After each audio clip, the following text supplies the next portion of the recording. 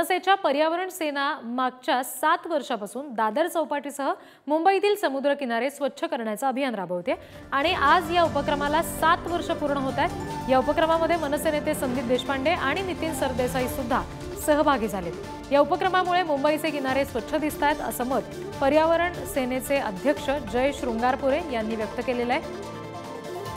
त्यांनी उल्लेखनीय काम केलेलं आहे। मुंबईकरांनी त्याच्यामध्ये स्वेच्छेने सहभाग घेतलाय असं देखील संदीप देशपांडे यांनी म्हटलेलं आहे।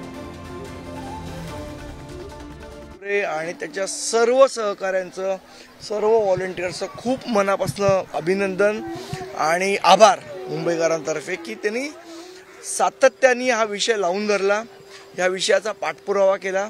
मग वॉर्ड ऑफिसर असतील, व्हॉलंटियर्स असतील आमचे, आणि आज आपण बघतो की कोणाला खूप सांगायची गरज लागत नाही, फक्त कळलं की आज आहे, लोक आपणून येतात।